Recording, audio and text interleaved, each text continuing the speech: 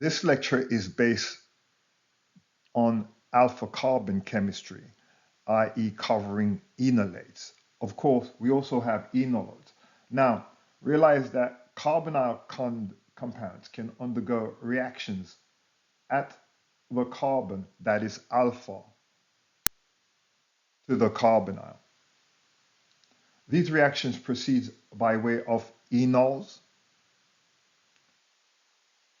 enolates. The reaction results in the substitution of the electrophile for hydrogen.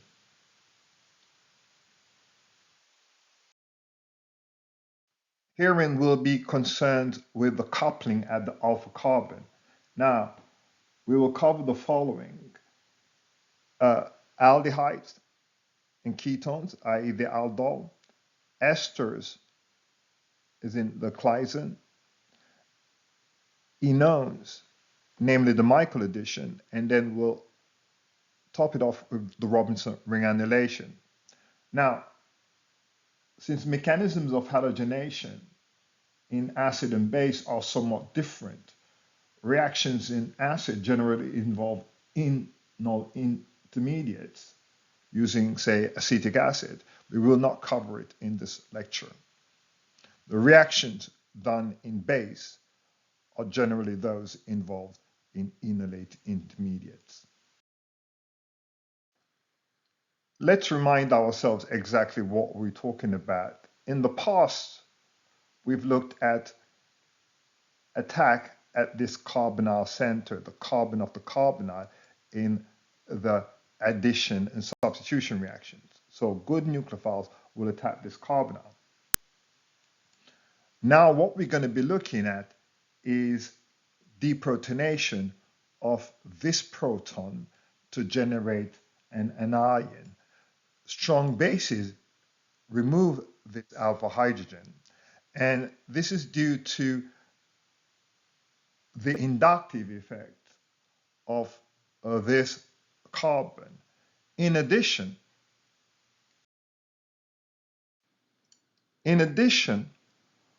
once deprotonation has taken place, the conjugate base, which is our enolate, is stabilized via resonance. The more stable the conjugate base, then the more acidic the species. Hence, a typical ketone will have a pKa of 19. These resonance stabilized enolate ion has varying features. The ion on the right is the major resonance contributor because the charge is on the more electronegative oxygen. The ion on the left, however, has the charge on the carbon. It indicates the nucleophilicity of the carbon. And to make our mechanism more simple, we use this species.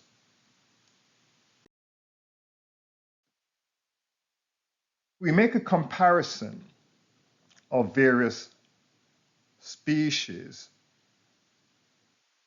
acidity, then you can see that a typical ketone, as I stated, has a pKa of 19.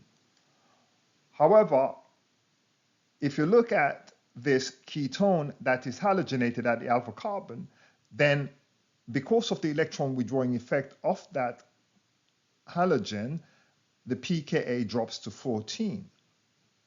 Herein, you can see that we have a benzene ring on the alpha carbon. So when we do deprotonate, then not only do we have resonance across the carbonyl, but we also have resonance within the ring. So this is quite stable. And so we have here a pKa of 16. But in this species, of course, are the beta dicarbonyls. And the reason why is that these beta dicarbonyls, resonance structures associated with them. Try to draw these on paper to appreciate that effect.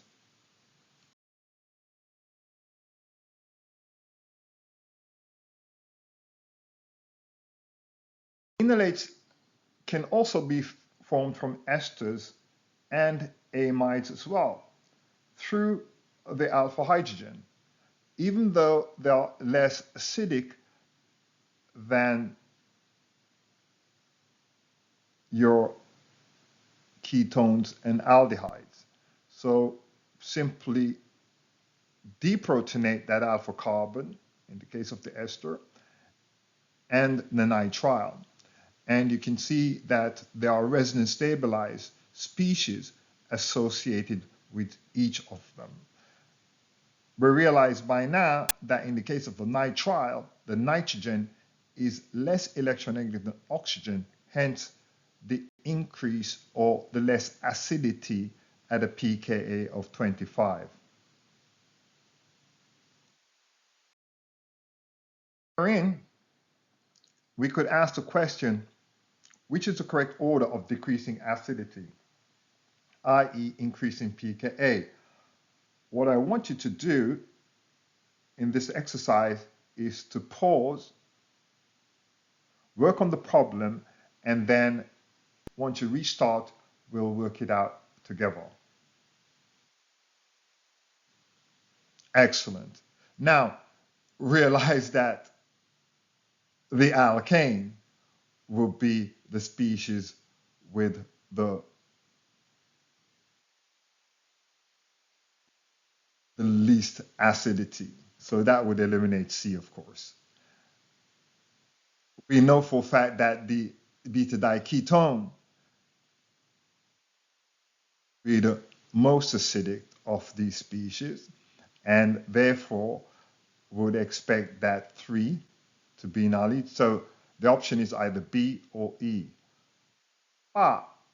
Note that ketones are less reactive than aldehydes, i.e. there's more access to the aldehydic proton than the ketonic proton, and so the aldehyde is more acidic than the ketone.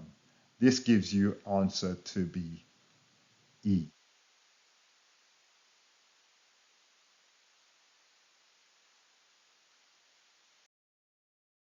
Again, let's look at the fundamental mechanism. We have our resonance stabilized enolate, and that enolate can attack our electrophile to generate our substituted product.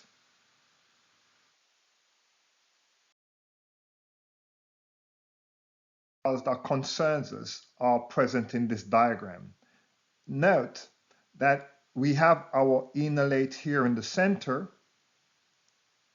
and it will be attacking our electrophiles to give us various products. What concerns us in this lecture will be those involved in the enolate with an ester, i.e. this is the Claisen reactions. And note that the product of a Claisen is, of course, a beta-carbonyl.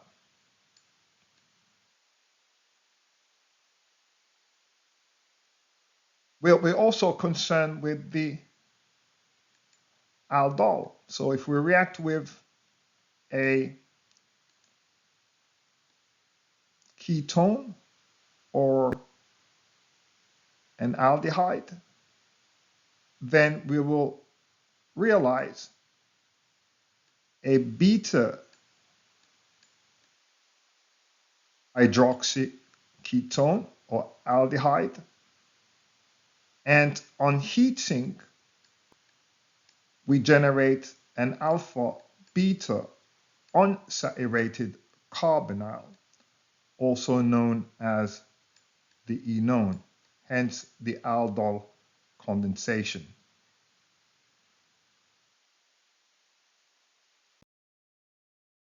So here we have an unsymmetrical carbonyl. This is 2-methyl cyclohexanone. And when treated with base, there are two possible enolates that we can generate. This regioselectivity we can promote, and we'll show you how.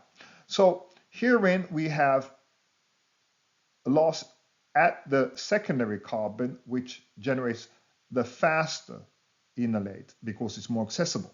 On the other hand, if we deprotonate here at the tertiary carbon, we generate a more substituted enolate. So this species is the kinetic, and this species is the thermodynamic species. Now understand that the kinetic conditions are mild, and we can use LDA, which is a bulky base, and it removes the accessible proton on the less substituted carbon much more quickly than the more hindered proton. We can also use low temperature at -78 degrees Celsius to prevent the kinetic enolate equilibrating with the thermodynamic enolate. The thermodynamic conditions are harsh conditions, and so we use strong catalytic bases such as sodium ethoxide or tert butoxide with a protic solvent. Equilibrium is attained at room temperature, where lower energy intermediate, i.e. the more substituted species, will predominate. We could then ask ourselves a simple question like this. Herein is a simple alkylation, just a mild exercise. Again, pause, generate an answer, and then we'll work it out together. Excellent. So what we've noticed that we have LDA, and LDA will deprotonate the least substituted carbon, which is here. This is a tertiary, this is a secondary, and so deprotonated secondary will have substitution at this secondary species, and our answer therefore will be 1 or 3.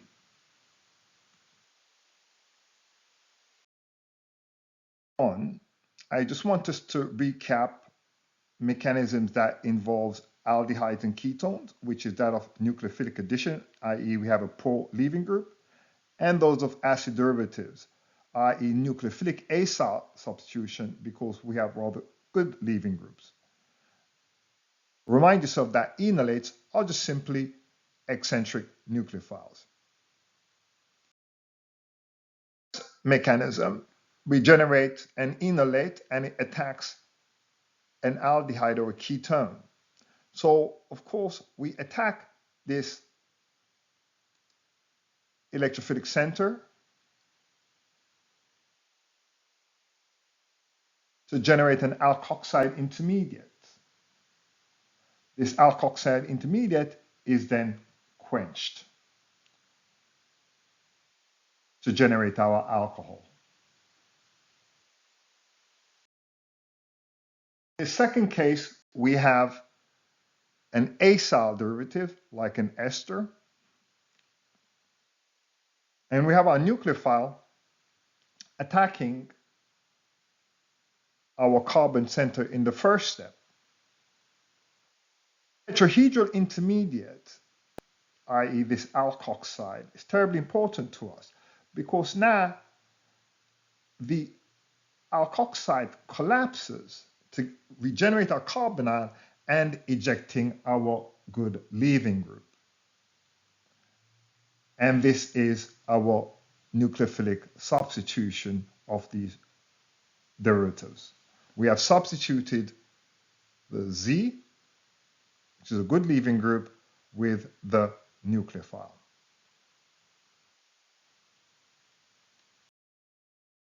We'll talk about the aldol, which is a nucleophilic addition of enolates.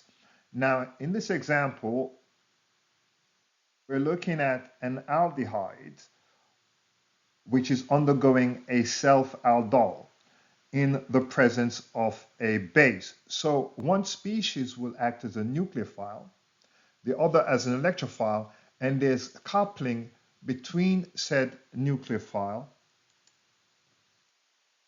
and the electrophile.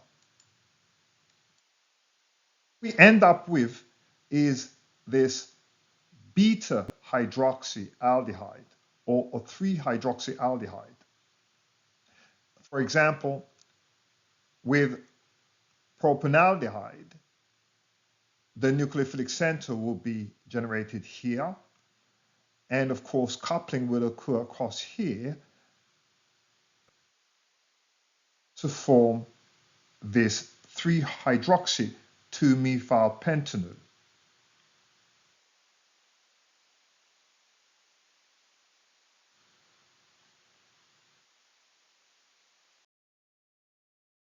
Let's look at propanal and its self-condensation. We have a base deprotonating the alpha carbon in our first step to generate our enolate, which you remember is resonance stabilized. The enolate nucleophilic center is this carbon here, and this will attack the electrophilic center of the incoming electrophilic carbonyl to give us our tetrahedral intermediate. Our tetrahedral intermediate will then be quenched. A proton from water is fine in these basic conditions. This generates our beta hydroxyaldehyde.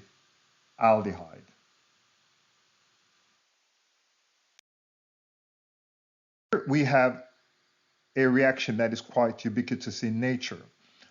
It is the biosynthesis of glucose, which involves an aldol reaction in the presence of an aldolase. Glyceraldehyde 3-phosphate acts as the electrophile reacting with a dihydroxyacetone phosphate. The coupling takes place between these two to generate fructose in its acyclic form. Cyclization can then take place to generate our hemiacetal. I hope you can do this mechanism in your own time. This mechanism is an outline of the retroaldol reaction. Realize that the aldol has micro reversibility involved, and so each step forward can be done backwards. Now, understand this, we start off here by deprotonating to generate our alkoxide. Then our alkoxide will collapse to have cleavage between the alpha and beta carbon of the hydroxy species. And that will generate our enolate, which we can then simply quench.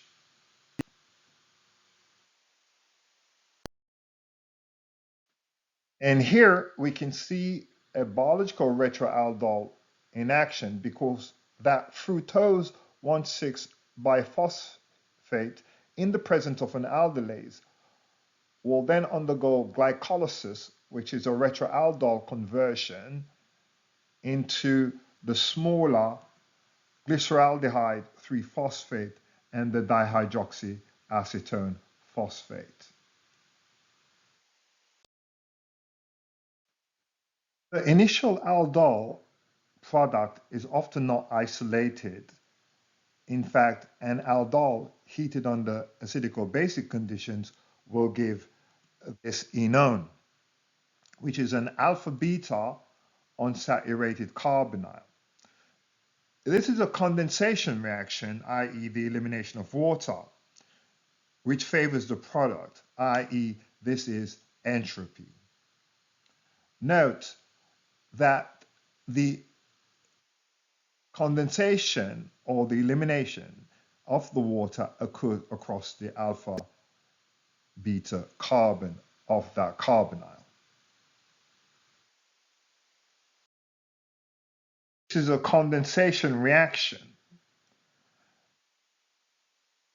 then the entropy is quite high. So therefore, we have a rather spontaneous reaction. And this can overcome steric inhibition. In a lot of cases, we do not even isolate this aldol. Reaction is quite interesting because this dehydration is what's called an E1CB mechanism, elimination which is unimolecular via the enolate conjugate base. We start off by deprotonating our beta-hydroxy carbonyl, and then this enolate, which we know is of course resin stabilized, will then eliminate the hydroxide to form the new pi bond.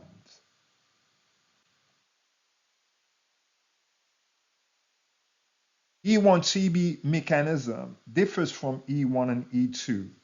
Like the E1 elimination, the E1CB requires two steps, but unlike the E1, the intermediate in the E1CB is a carbon anion, not a carbon cation.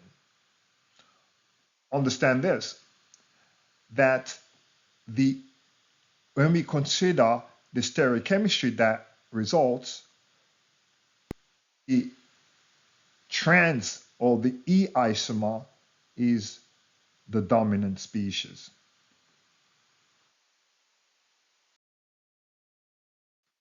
Now we can tackle an exercise like this. Here we have a 3-carbon aldehyde in the presence of hydroxide followed by heat.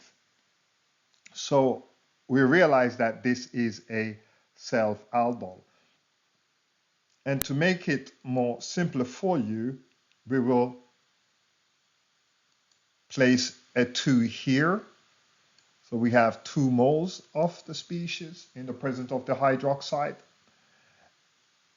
And what I want you to do is pause, work on this problem, and then come back to us and we'll work it out together. Excellent. So what we notice then is we have a self-aldol taking place. And so one species will act as a nucleophile, the other molecule will act as the electrophile, and we simply can see a coupling taking place. We won't go through the full mechanism, but of course, this will result in a beta-hydroxy aldehyde, i.e. our aldol, which will then undergo condensation with heat. Numbering the species, remind ourselves that the carbonyl number dominates over the alkene numbering. So the numbering starts at the carbonyl, which is 1. And we can see that we have a pent system, a 5-chain length system. And of course, we have a methyl on 2. So it's a 2-methyl. And of course, we have an alkene on 2. So that's a 2-pentanol. So our answer, therefore, would be C. 2-methyl, 2-pentanol. An aldol reaction between 2 different carbonyl compounds is called a cross-aldol or mixed aldol reaction. A limitation is when you have both aldehyde, in this case, having alpha protons, and so we have 2 sets of enolates in the reaction mixture. This is not practical. Herein, we can see that we can generate self-aldol here on the left.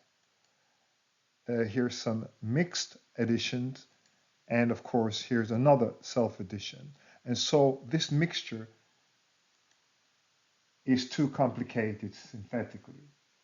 So what we do then is we tailor our cross-aldol reactions. In the first case, when only one carbonyl component has no alpha hydrogen, so in this case we have benzaldehyde, there is no alpha protons, and so therefore the reaction goes only in one direction.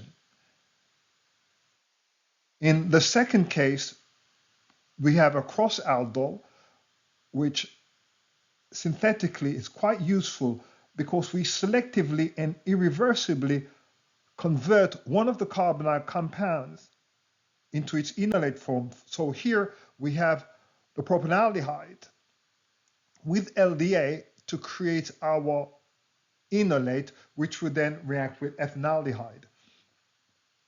This reaction goes only in one direction.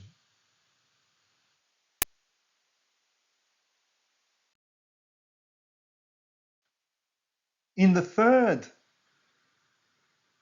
example of a mixed aldol that does work, we can use active methylene compounds, such as a beta-dicarbonyl. You can also see that we have here a 1,3-dinitrile. But what these are they are more reactive carbon centers, or alpha carbons, than other carbonyls. And so, therefore, when we react it with a normal aldehyde or ketone, then the reaction again will go one way. This fella here, Y and Z, of course, represents different electron withdrawing groups. We can then deprotonate here and attack this carbon center. You can see we end up with this condensation product.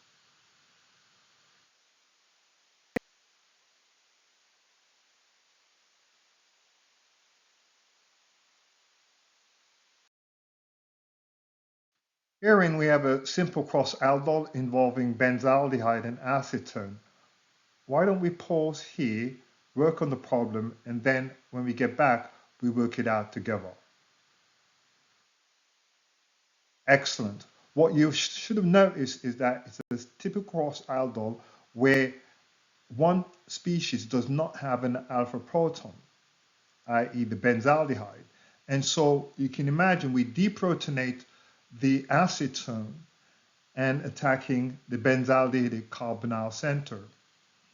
This will give you an aldol, i.e. the beta hydroxy ketone, and following a condensation. You should have this. Note that the stereochemical isomer that we've generated is the E isomer and not the Z.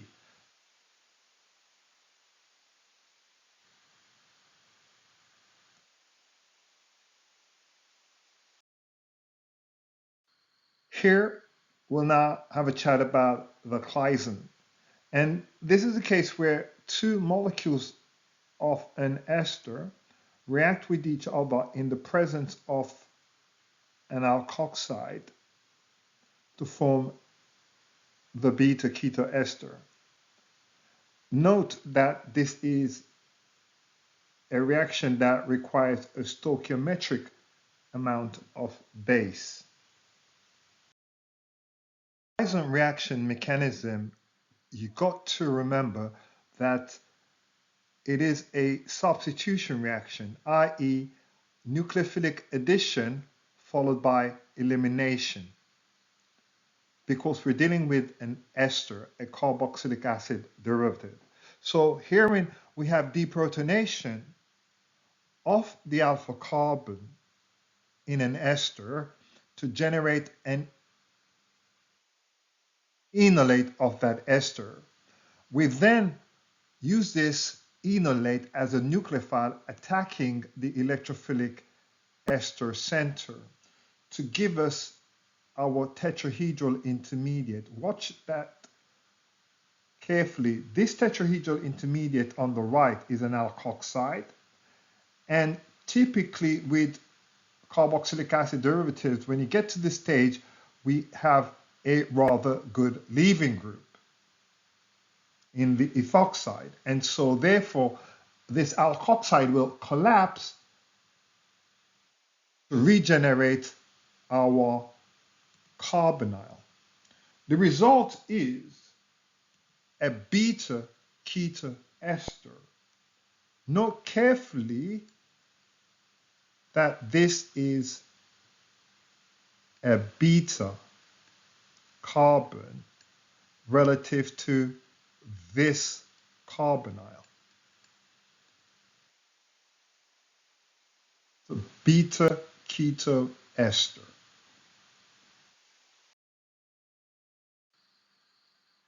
Like the cross aldol, we also have these mixed Claisen condensations. And note, this mixture is not pleasant. And so we can work with tailored Claisens, such as this, where we have a ester with no enolizable carbon reacting with this ester, which has an enolizable carbon, realizing this beta-ketoaster.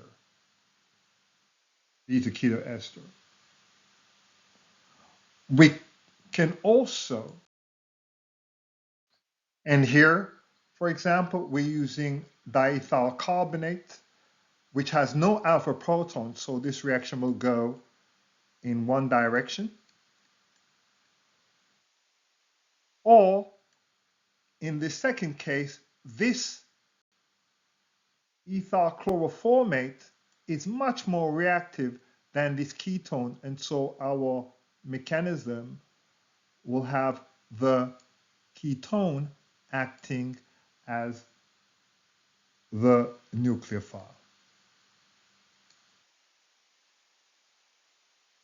Note that in all cases we have a beta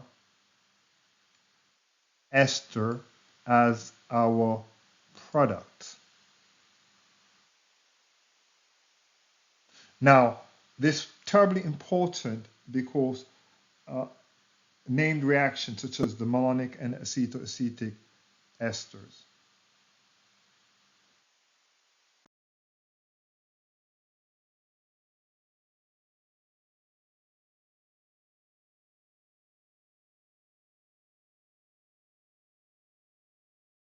Intramolecular aldol and Claisen. Now, remind yourself that with an intramolecular reaction, you usually get annulation, and annulation is the formation of cyclic compound through these intermolecular events. Intramolecular aldol is a very useful synthetic tool, and herein we can use it to make 5- and 6-membered rings. One part of the molecule of this dicarbonyl can act as a nucleophilic site, and the other can act as the electrophilic site.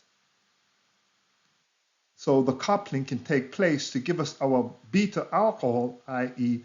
the aldol, which can then condensate to give us this cyclic enone. Note that any other enolate, for example, an enolate being formed here, would not be acceptable because the ring formed will be a 3-membered ring and the strain will be just too great to be acceptable.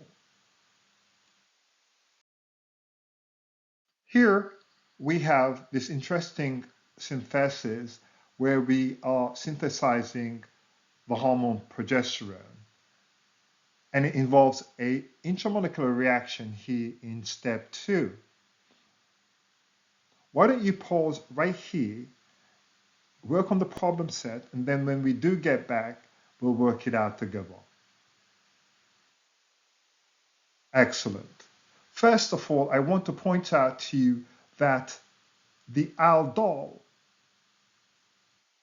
is a species that occurs between dicarbonyls. The Claisen usually has some type of ester involved.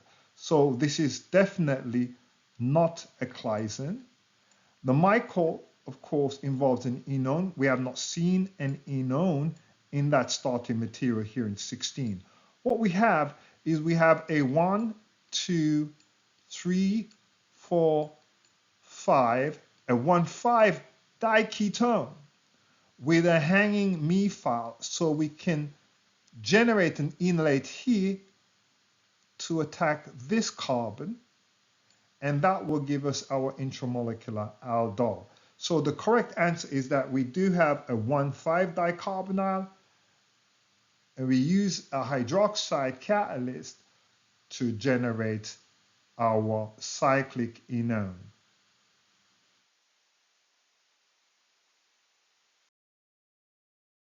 So this is an interesting problem set because we're asking you what compound was used to generate the product above. Now, it is a product of intramolecular aldol, and herein I need to pause and start working this problem. Now, if you have a problem with retrosynthesis, then I would advise you to look up my lecture online, and then that will give you a clue how to approach this problem set. However, note, we have a product of an intramolecular aldol. That means it is an alpha beta unsaturated carbonyl, i.e. an enone. So we need to find the enone ring.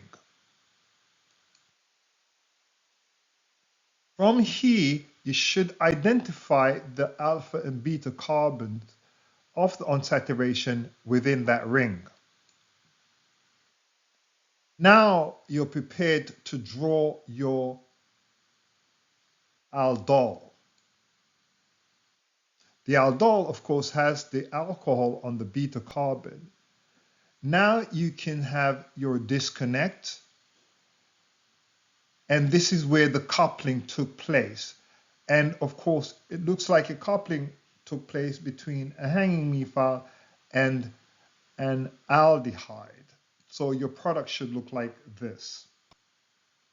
Note that this corresponds to D. And you can see that there is a nucleophilic center attacking that electrophilic center. So that's how this intramolecular event occurred.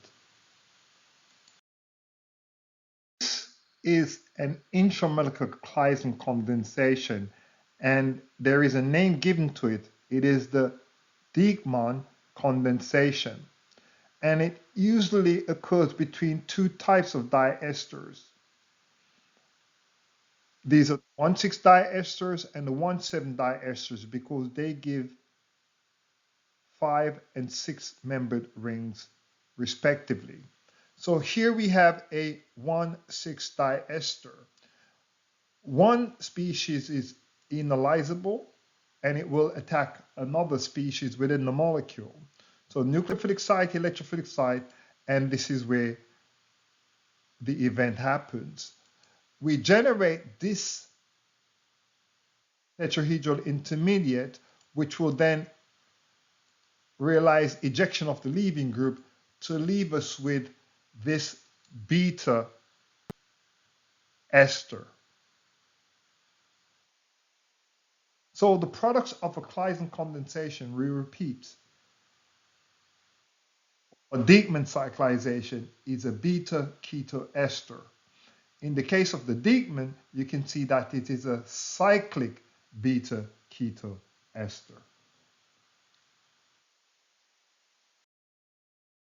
With that, we can now answer this question quite quickly. So pause, work on this problem set, and when you get back, we'll work on it together.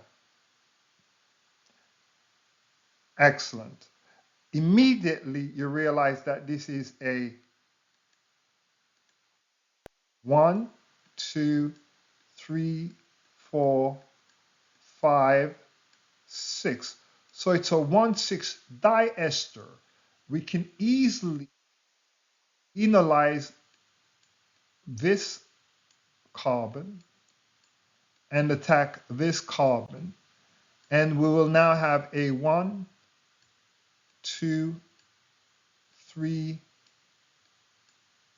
4, 5-membered ring. And so your answer should be A. This question really is a retrosynthetic question because we're asking for the necessary materials to synthesize this molecule, which you recognize is a beta ester. So our first job is to identify the alpha and beta positions. And then we can use retrosynthetic analysis that focuses on the alpha-beta bond. Note that you disconnect knowingly at this position because we know that the ester portion was the nucleophilic portion, i.e. this was the unperturbed species. The electrophilic portion is the species that's being perturbed. We realize these as our starting materials, so our forward reaction could look like this, where we react one ester with LDA, and that would act as the nucleophile attacking the other ester to give us our product.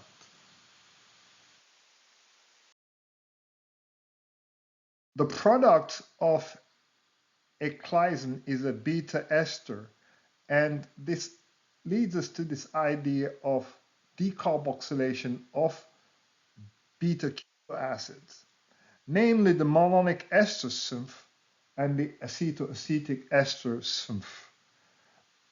One species will generate as a carboxylic acid, the other a ketone. The difference is in malonic acid, this will be an OH, and of course in the acetoacetic esters, it will be a methyl or an alkyl group. Now, first, these acids that are beta to the once heated, undergoes a pericyclic reaction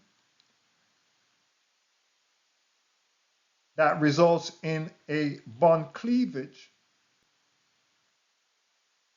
It's a decarboxylation reaction with the loss of carbon dioxide. Produce an enol, which then tautomerize to give the more stable carbonyl. In the case of the malonic acid, this tautomerization leads us to a carboxylic acid as the product.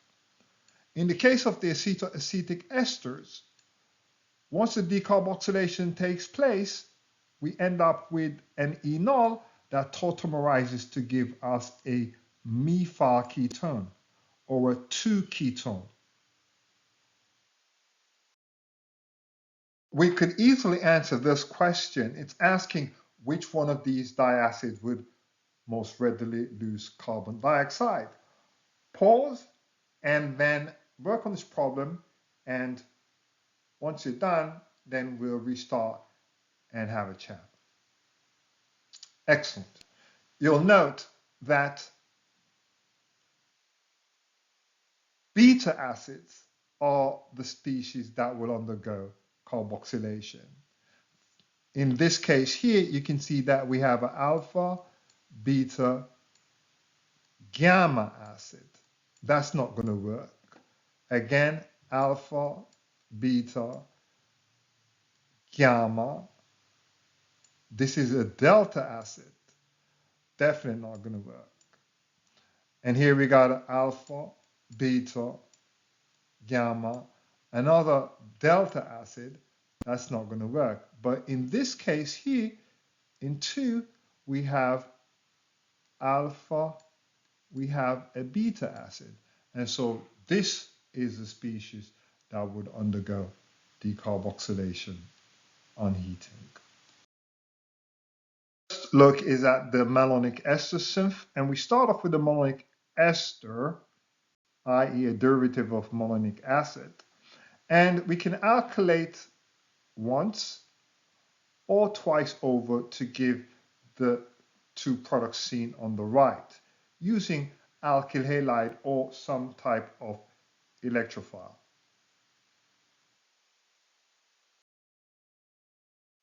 An ion of the malonic ester can be alkylated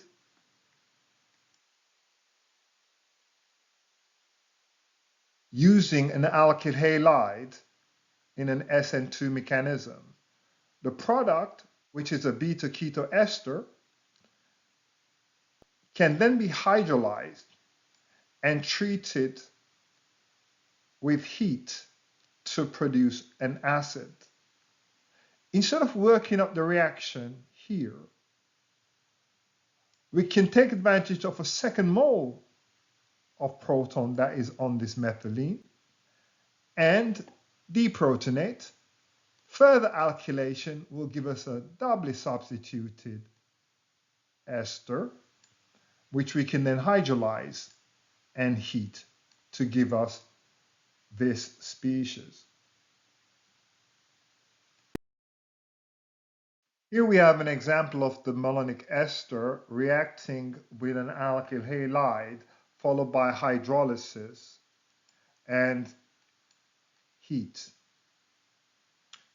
Why don't we pause here, and then once you work on this problem, we'll come back and work on it together. Excellent. What you should note is this: after deprotonation of one of these carbons, of course, we will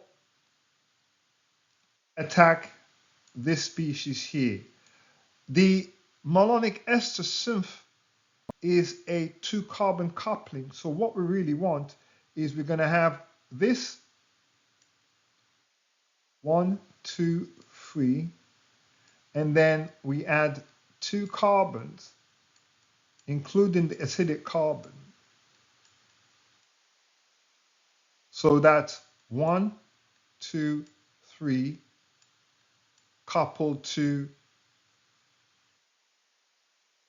A and B.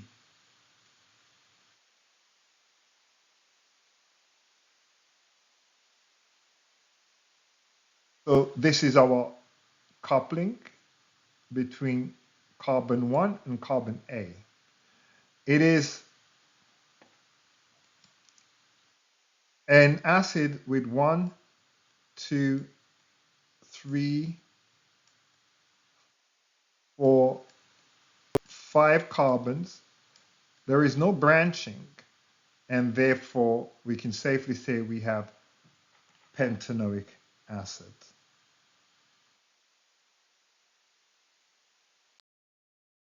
It has 4 main steps in the mechanism, not detailed steps, but enough for us to know exactly the outcome. So the first thing is to deprotonate our malonic ester. Then the nucleophilic attack will occur on the alkyl halide, it's the substitution, to generate the substituted malonic ester, which we can then hydrolyze, i.e. saponification of the ester, to give us the diacid. This is a beta acid, so when we heat, then the decarboxylation will take place to give us the carbon dioxide. Realize that this will be part of our final acid.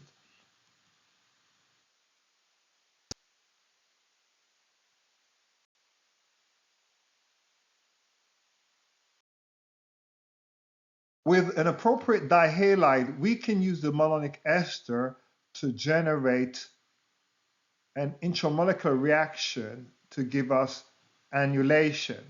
So here we have the malonate with 1,4-dibromobutane. Note, we can deprotonate this malonate to give us our enolate. That enolate will attack one end of the dihalide to generate this hanging alkyl halide. We can then further deprotonate this methyl on the alpha carbon of the diester to give us another enolate, which we can then attack this other end of the carbon halide.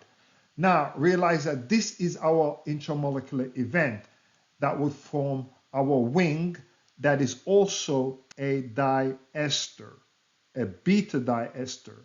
We can then go ahead and saponificate and heat to generate our acid.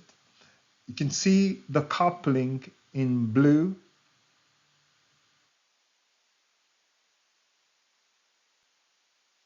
and red.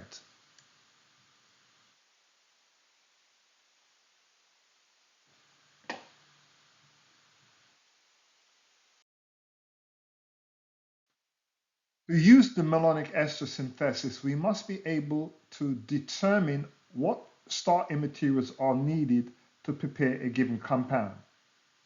That is, you must work backwards in the retrosynthetic direction. This involves a two-step process. First, we have to locate the alpha carbon to the acid and ID all alkyl groups bonded to it. We then break the molecule into the 2 or 3 components. Each alkyl group is bonded to the alpha carbon, and that's generated from an alkyl halide. Of course, the acid portion is from the malonic ester. So therefore, we can then solve a problem such as this, which is the synthesis of 2-benzylbutanoic acid. So first, we have to draw the target material.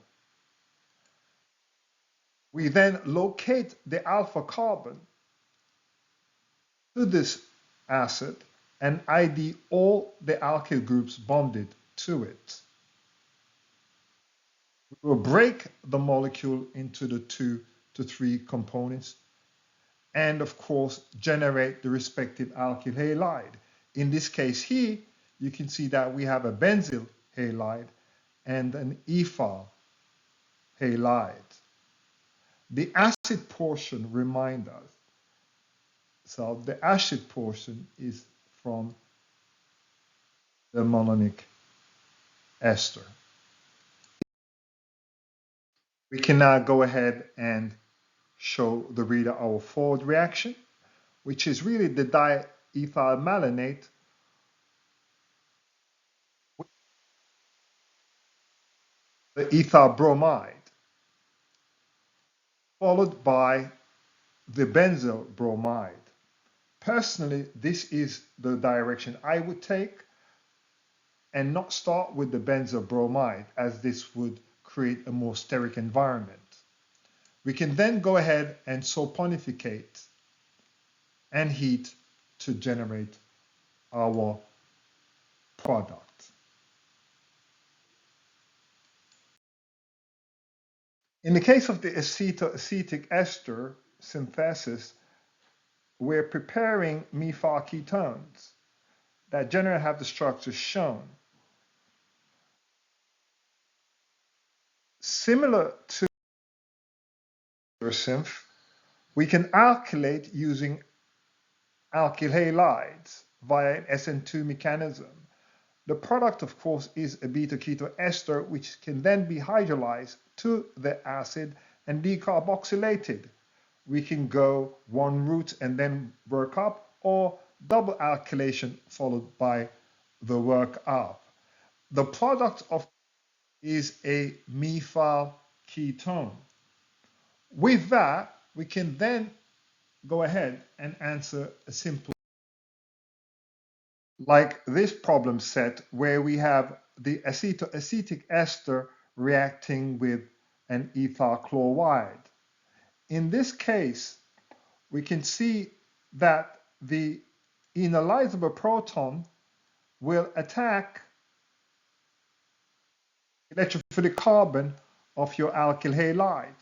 So we expect 1, 2 carbons from your alkyl halide and 1, 2, 3 carbons from the acetoacetic ester, because this portion here will be lost during your decarboxylation. So really, we're going to have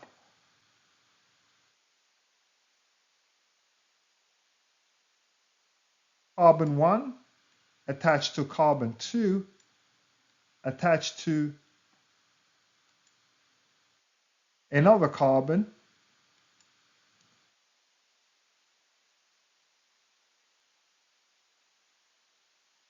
Those are the 3 carbons from the ester. And of course, there is the carbonyl at 2. So we do have a 2 ketone, and in total there are 5 carbons, and so the answer should be 2 pentanol.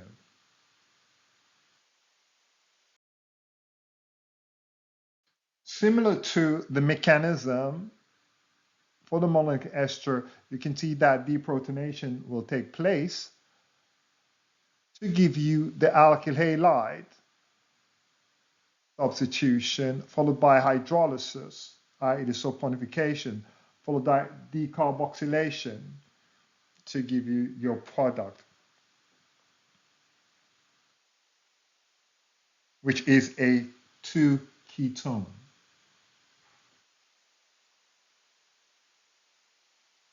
Try to fill in the arrows.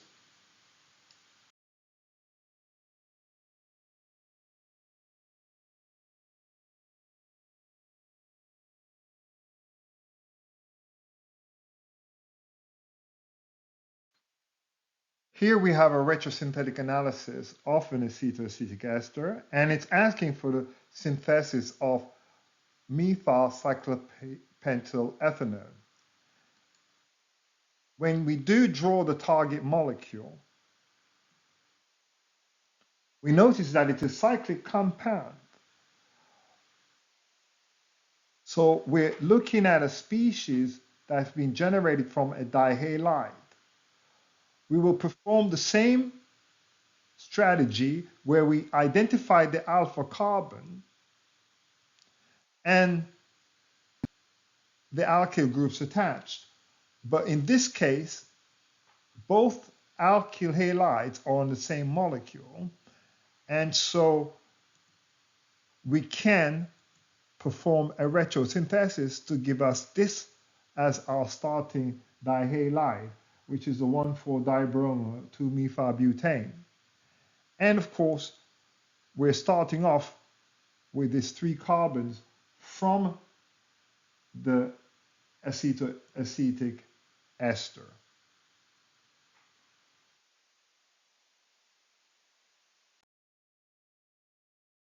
Forward reaction should be the dihalide reacting with our ester, followed by further deprotonation and attack on the other end of the dihalide, i.e. the annulation. So pontification followed by decarboxylation will generate the target material.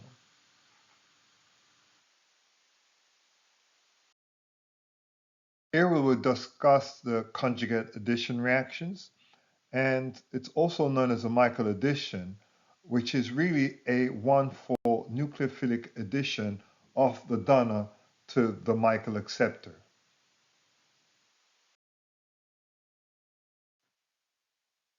Michael reaction usually involves 2 carbonyl components, Usually the Michael donor is an enolate of a carbonyl compound reacting with an alpha-beta unsaturated carbonyl via the beta carbon. You have to remember that the alpha-beta unsaturated carbonyl has two resonance stabilized structures. The first one you can see results in an electropositivity at the beta carbon. The next resonance structure seen here will show you that the carbon of the carbonyl, which we're quite used to, is also quite electropositive, i.e. we have two electrophilic centers in this enone.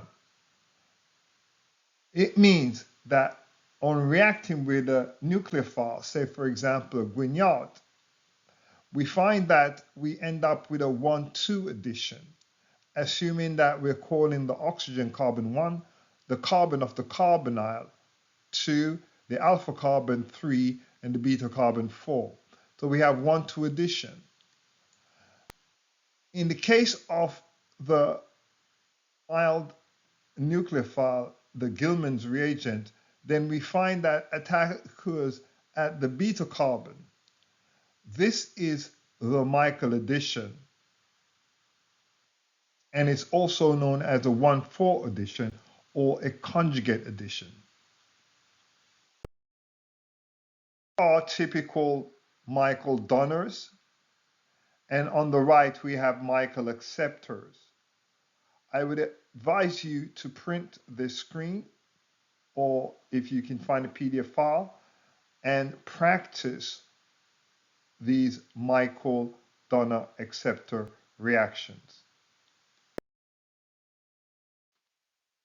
To study a detailed mechanism of the Michael addition, we will look at this Michael acceptor, which you can see is a cyclic enone,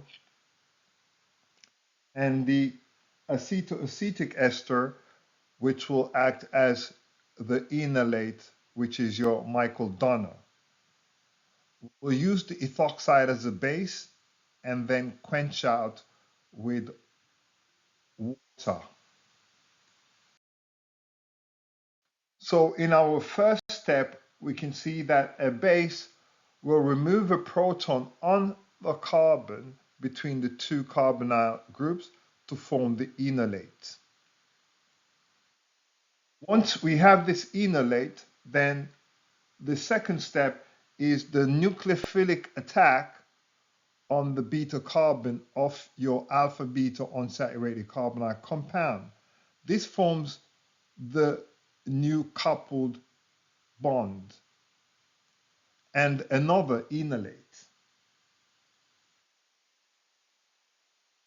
Enolate can then tautomerize by picking up a proton from this ethanol to realize our product.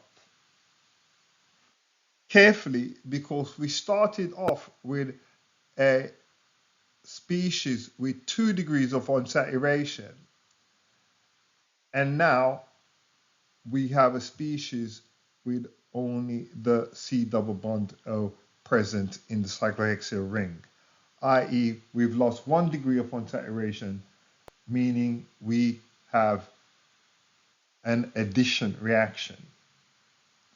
Remind ourselves of the use of the beta-ketoesters in decarboxylation reactions. And so this final product can lead to interesting reactions if we treat it with a base. Why don't you work on this and you can tell us about it? A simple question like this, we have a base with the malonic ester attacking our enone. And the question is, which is the major product? Well, it's quite obvious that we will form our enolate here. And of course, once we attack here, we will lose this degree of unsaturation. And so our product should be this species, which is unperturbed. This is where our coupling has occurred. And herein we have the nucleophile, i.e. our enolate, which is unperturbed, i.e. the answer is A. This is the Stork enamine synthesis. Herein, an enamine is acting as a nucleophile. An example is cyclohexanone and pyrrolidine to give the corresponding enamine. Realize that the enamine has this resonance structure, which clearly shows the nucleophilicity of the alpha carbon. We can therefore use this enamine to attack an electrophile. On hydrolysis of the species that was generated, we can now release the pyrrolidine to reveal our ketone. Substitution has taken place at the alpha carbon. We can use this Stork enamine for alkylation, acylation, say for example esters or acyl chlorides, and of course the species that we're most interested in, the 1,4 or conjugate addition, i.e. the enamine acting as a Michael donor. This Stork enamine. Now, after the formation of our enamine, then when we do introduce our enone, i.e. the alpha-beta unsaturated carbonyl, then attack will occur. So herein, the enamine acts as the donor, the enone acts as the acceptor. And so we generate our precursor to the enamine. This can easily be hydrolyzed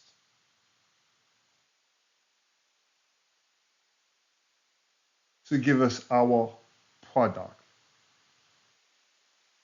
So this is a 1,4 addition, i.e. a Michael addition. Look carefully at the hydrolysis.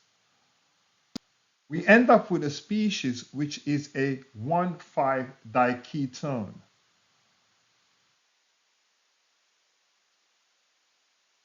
With a hanging methyl. Actually, you can guess that we have an intramolecular aldol that is possible if we treat this.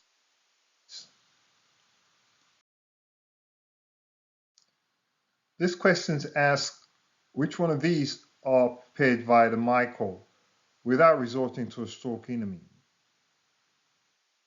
Pause right here and then we'll work it out when you get back. Excellent. You should have noticed by now that we would disconnect from the ring because these are the most acidic areas here of the ring system. Because they're alpha carbons of ketones. We're looking for a beta carbon next to these carbonyls for a Michael to happen. Note that here at this disconnect, this is an alpha carbon. So that cannot act as a Michael acceptor. However, this can act as a Michael acceptor once we make that disconnect, and also this aldehyde or this enone with aldehyde, the species. So the answer therefore should be both B and C are possible. This is the Robinson annulation, and it is of terrible importance in synthesis. It combines a Michael reaction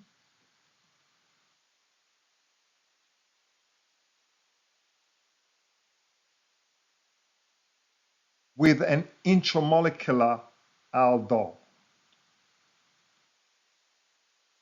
So there are two couplings that takes place to generate a cyclic six-membered enone. In fact, it's a 2-cyclohexenone, to be quite frank. So we have a Michael donor accept to start with, followed by the resulting diketonate attacking a carbonyl to generate an intramolecular aldol.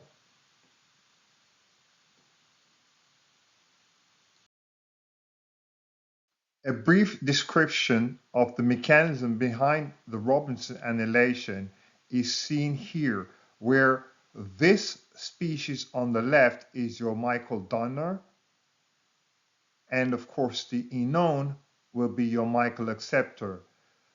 This carbon is the species that is the enolate center, which will attack your Michael acceptor here at the beta carbon of the enone.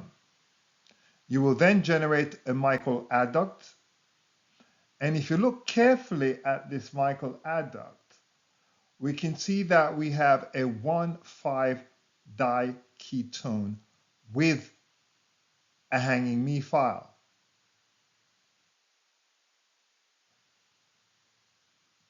So in the second stage, we have the aldol condensation where the alpha carbon of the hanging methyl will attack a carbon to generate the six-membered ring.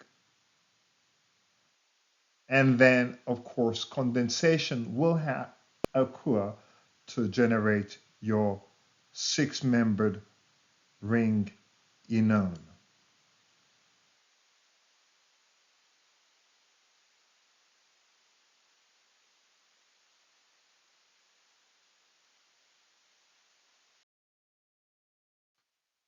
So let's put into practice what we've learned so far.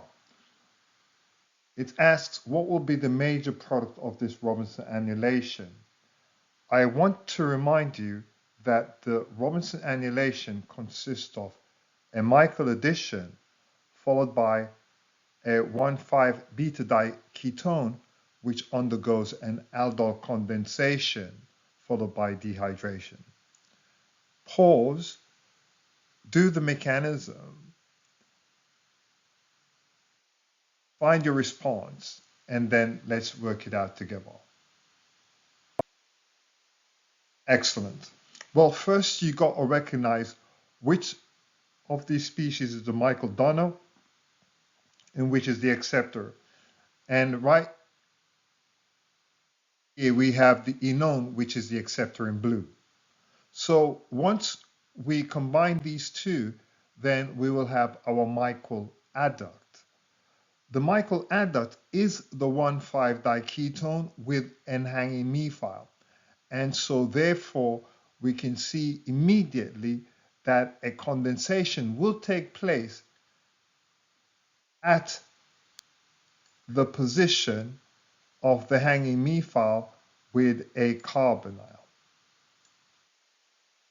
This cyclization or annulation results in an aldol, which will then undergo a condensation. Now, this condensation occurs to give us an enone ring, not this species, because that is not an enone ring. This six-membered enone ring, if we look at the numbering, where the carbonyl in the ring is dominant, then you can see that we have the alkene on 2, hence 2-cyclohexanone. There's a methyl on 3, and there's an acetyl group on 4. So your response should have been B.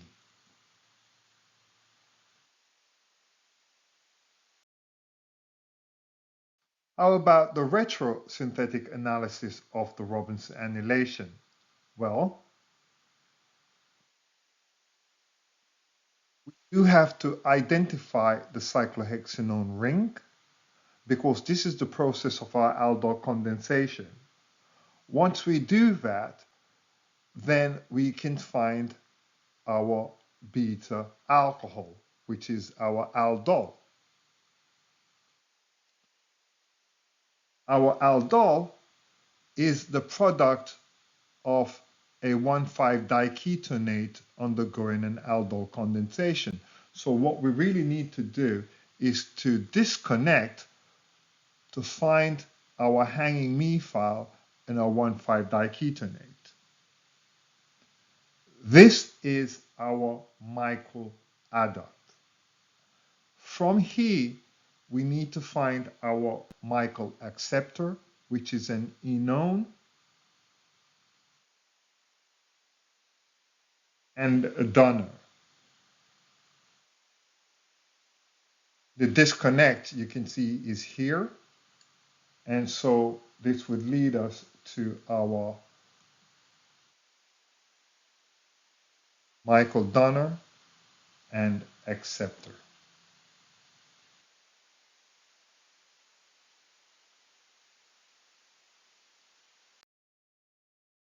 This is the end of this work, and I hope you enjoyed these condensation reactions. And look out for more content in the near future. Please don't forget to like and subscribe.